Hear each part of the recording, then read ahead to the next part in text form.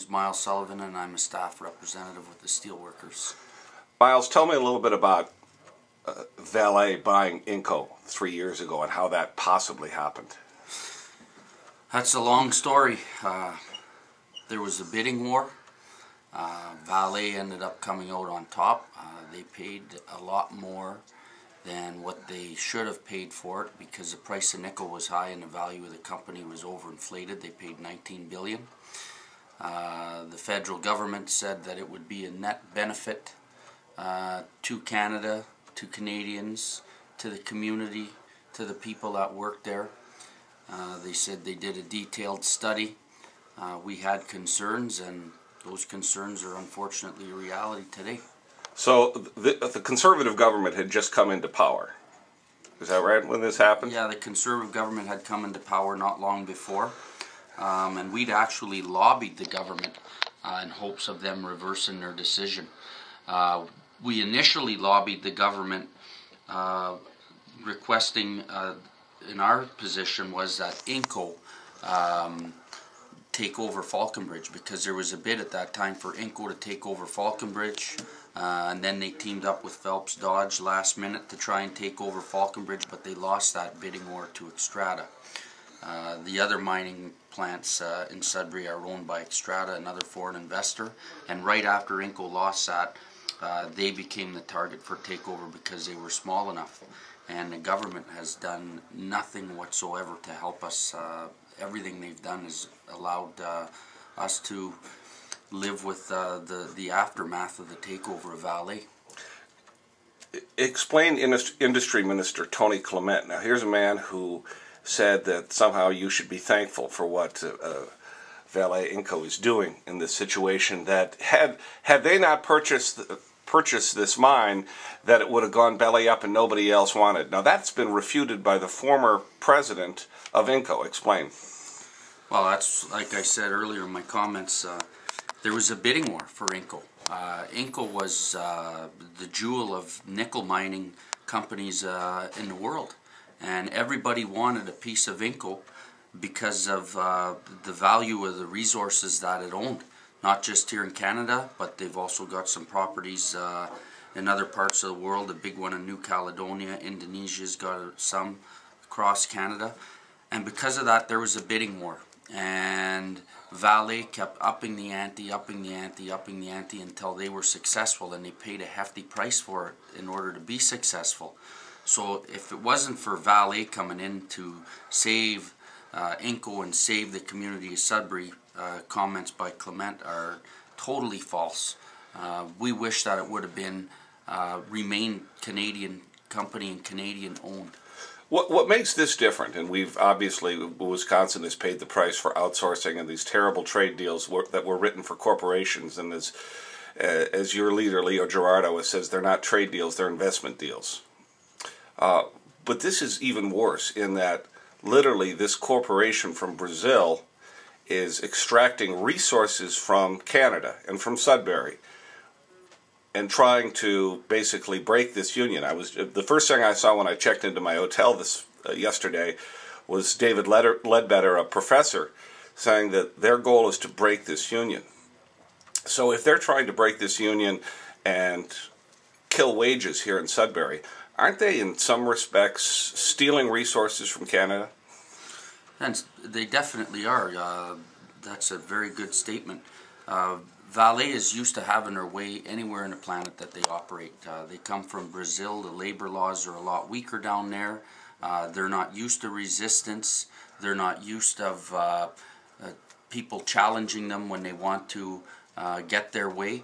And in Canada, they just thought that they could come in here and bully us and do things however they want to do it. We've been in operation in here for decades and decades, and we've worked a long time to have the collective agreement and the wages and benefits that we do have, and they want to come in here with a stroke of a pen and take a bunch of those long fought gains away, which would be somewhat understandable if they needed to take them away.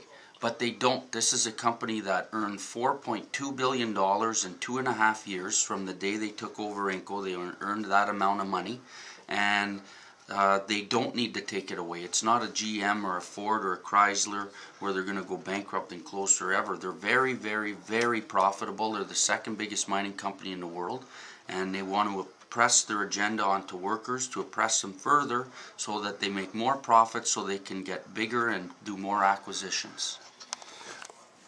In Wisconsin, we had a very famous strike. Unfortunately, the strikers lost out. Tyson came in, bought a very profitable meatpacking plant, and said the plant was profitable, but they wanted to have unified wages throughout their company. So they wanted people in Wisconsin to earn the same amount that they were making in Arkansas. This is a similar situation in that they're trying to use the pay of workers around the world to justify cutting Canadian wages. Explain. Yeah, what they want to do is they want to have a unified, quote, business model across all their operations. When they came in and bought Inco, I'm sure they evaluated our collective agreement. I'm sure they studied the history of the company in Sudbury, Port Colborne, and Voisey Bay. They knew what we had when they bought it, and they were happy to buy it. They came in and made all that money. Now that the prices of the metals are down, they see it as an opportune time to blame the recession as a need to do these cuts in order to remain in business. If they want a unified business model, we say instead of oppressing us down to where workers are at their other operations, bring those workers up to where we are. They can afford it, and there's no need to try and take away what they want here. I think you just raised an interesting point, and this is a point that I've been making on my show. Obviously the President of the United States, even the Canadian government, they're getting heat for the high jobless rate and the slow turnaround in the recovery. Aren't there a lot of corporations, including Vale Inco, that are using the recession and obviously the temporary, the depressed price of nickel to make permanent changes in where they have more money and you have less? Yes, a good example is the changes here that Vale wants is, for example, nickel bonus. That was negotiated in the 80s during a recession where we said, let's freeze everything we have. There's no increases for 3 years, but we'll introduce this bonus plan. So when the price of nickel spikes and goes up and the company makes more profit, they turn around and share that profit and we get a portion of that. Vale now says we want to take a big cut into that nickel price bonus plan, and in fact we want to plant the seed into that program where eventually it disappears. How does that help them in times when it's low? It's all about them making more profit in times when it's good. So that's literally taking money out of the pockets of people in Sudbury, even non-unionized workers, every worker in this area, in that I heard that 90% of the nickel bonuses that have been spent by Vale Inco with the workers have been spent right here in the Sudbury area.